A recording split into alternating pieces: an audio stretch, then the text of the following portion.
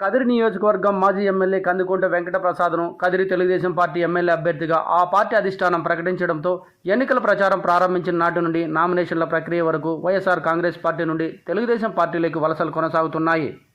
అదే కోవలో గురువారం తనకల్లు మండలం బంతలపల్లి గ్రామ పంచాయతీ పరిధిలోని వివిధ గ్రామాల నుండి దాదాపుగా 100 కుటుంబాలు వైఎస్ఆర్ కాంగ్రెస్ పార్టీని వీడి తెలుగుదేశం పార్టీ సీనియర్ నాయకులు రాజారెడ్డి, శంకర్ నాయుడు, మాజీ జడ్పీటీసీలు ఈశ్వర్రెడ్డి, రవీంద్రారెడ్డి, మండల కన్వీనర్ రెడ్డిశేఖర్ రెడ్డి ఆధ్వర్యంలో కందుకుంట వెంకటప్రసాద్ సమక్షంలో తెలుగుదేశం పార్టీలో చేరి పార్టీ కండువాలు కప్పుకున్నారు. కందుకుంట వెంకటప్రసాద్ పార్టీలో చేరిన వారికి తెలుగుదేశం పార్టీ కండువాలు కప్పి సాధారణంగా పార్టీలోకి ఆహ్వానించారు. బొంతలపల్లి గ్రామ పంచాయతీలో గత 10 సంవత్సరాలలో ఎన్నడూ లేని విధంగా వైఎస్ఆర్ కాంగ్రెస్ పార్టీని వీడి తెలుగుదేశం పార్టీలోకి పెద్ద సంఖ్యలో చేరడం శుభ పరిణామమని, ఈ చేరికలే తన విజయానికి చిహ్నమని, ఈ విజయం ప్రజల విజయం అవుతుందని కందుకుంట వెంకటప్రసాద్ ధీమా వ్యక్తం చేశారు. ఎన్నికల కోడ్ అమల్లోకి వచ్చినప్పటి నుండి ఇప్పటి వరకు నియోజకవర్గ వ్యాప్తంగా దాదాపుగా 1500 కుటుంబాలకు పైగా తెలుగుదేశం పార్టీలో చేరినట్లు ఆ పార్టీ శ్రేణులు తెలియజేశాయి. ఈ సందర్భంగా ఏర్పాటు చేసిన కార్యక్రమంలో తెలుగుదేశం పార్టీ నాయకులు, జనసేన పార్టీ నాయకులు పెద్ద సంఖ్యలో పాల్గొన్నారు. ఈ సందర్భంగా తెలుగుదేశం పార్టీ అభ్యర్థి కందుకుంట వెంకటప్రసాద్ మాట్లాడుతూ, ఒకటే చెప్తున్నారు, మీరు చేస్తున్నటువంటి ఈ మంచి ఎప్పుడు కూడా మర్చిపోదు తెలుగుదేశం పార్టీ కందుకుంట ప్రసాద్ వ్యక్తిగతంగా. ఎందుకంటే రాజకీయాలంటే వ్యాపారం అయిపోయినాయి, ఎన్నికలంటే వ్యాపారం అయిపోయినాయి, నాయకుడు అంటే జోకర్ అయిపోయినాడు. ఎన్నికల సమయంలో వస్తాడు, జేబులో చేతులు పెడతారు, లేదు 4 అబద్ధాలు చెప్తారు, 4 రూపాయలు డబ్బులు తీసుకుపోదాము, మోసం చేద్దామనే ఆలోచనతో పనిచేసేటువంటి ఈ రోజుల్లో కూడా ఒక నయా పైసా ఆశించకుండా 4 రూపాయలు ఖర్చు పెట్టి మరీ మద్దతు తెలిపి ఒక బాధ్యతగా ఒక మంచి నాయకుడిని ఎన్నుకోవాలా, మంచి పార్టీకి మద్దతు తెలపాలని చెప్పినటువంటి మీ ఆలోచనకి నిజంగా హృదయపూర్వకంగా అభినందనలు తెలుపుతారు. ఇది చచ్చిపోవుడు, ఇది చచ్చిపోతే పేదోడు బతకడు, వ్యాపారస్తులే బతుకుతారు. రాజకీయాలు వ్యాపారస్తులు మాత్రమే 5 సంవత్సరాలు కూడా వస్తాడు, ఇన్వెస్ట్మెంట్ పెడతాడు, పెట్టుబడి పెడతాడు, వర్కౌట్ అయితే 4 డబ్బులు సంపాదిస్తాడు, వర్కౌట్ కాకపోతే లాస్ వచ్చింది ఇంకోసారి తెచ్చుకుందామని పోతాడు. అంతిమంగా రాజకీయ అధికారం కానీ, ప్రభుత్వాలు కానీ, నాయకులు కానీ అవసరం ఎవరికంటే పేదవాడికి. రాజకీయ నాయకులు కాకుండా నాయకులు ఉన్నంత వరకే పేదవాళ్ళకు మంచి జరుగుతుంది. కానీ వ్యాపారస్తులు రాజకీయాల్లోకి వచ్చి వ్యాపార దృక్పథంతో రాజకీయాలు నిర్వహిస్తే మాత్రము పేదవర్గం అనేది అంతరించిపోతుంది, అడుగంటిపోతుంది, బానిస బతుకులకు బలైపోతుంది అనేది వాస్తవాన్ని అందరూ కూడా గ్రహించుకోవాలని చెప్పేసి కూడా ఈ సందర్భంగా మీకు అందరికీ కూడా విన్నవిస్తూ ఉన్నాను. ఈ రోజు బొంతలపల్లి గ్రామానికి చూస్తే ఇది 5వ ఎన్నిక నేను నిర్వహించుకోవడము. బొంతలపల్లి గ్రామంలో 4వ ఎన్నిక. ఏ రోజు కూడా బొంతలపల్లి గ్రామంలో నేను ఎప్పుడు కూడా మా నాయకులు వస్తే నిందిస్తానే ఉంటా, తప్పు పడతానే ఉంటా. మీ గ్రామానికి నేను మనస్ఫూర్తిగా ఎప్పుడు కూడా సపోర్ట్ చేస్తానే వచ్చినాను, కానీ నాకు మీరు మద్దతు తెలిపినటువంటి దాఖలాలు లేవు ఏ ఎన్నికల్లో అని చెప్పేసి నిందిస్తానే ఉంటా.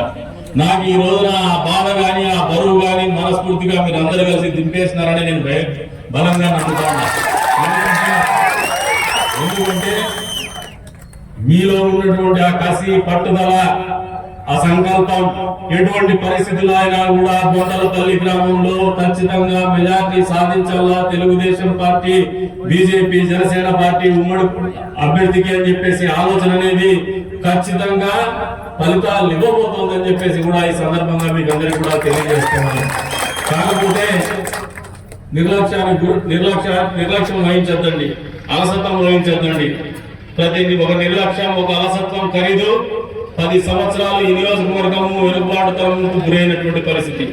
ఆ నిర్లక్ష్యం, అలసత్వం నాతోనే జరిగింది.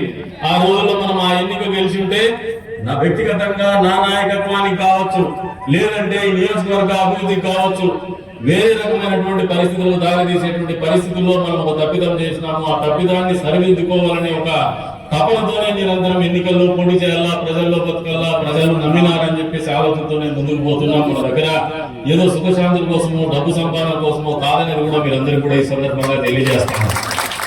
మీరు ఒకసారి గమనిస్తే ఒకవైపున 20 సంవత్సరాల పాటు నిరంతరం కూడా మీతోనే బతుకుతూ మా జీవితంలో వేరే దాపరికం లేనటువంటి జీవితాన్ని గడుపుతూ మీ ముందుకున్నటువంటి నాయకత్వం తెలుగుదేశం, బీజేపీ, జనసేన తరపుంటే ఏ రోజు కూడా ఆ పార్టీ జెండా మోయినటువంటి వ్యక్తి కావచ్చు, ఆ పార్టీ సిద్ధాంతాన్ని వండబట్టించుకున్నటువంటి వ్యక్తి కావచ్చు, కేవలము కులము, మతము, లేదు క్యాష్, ఈ మూడింటిని దృష్టిలో పెట్టుకొని మన నియోజకవర్గం మీద బలవంతంగా ఉంచాలనే ఆలోచనతో రుద్దబడినటువంటి అభ్యర్థిత్వం ఒకవైపు ఉంది. ఆలోచన చేసుకోమంటానని ప్రజలు కూడా ఈ సందర్భంగా వేదిక మీద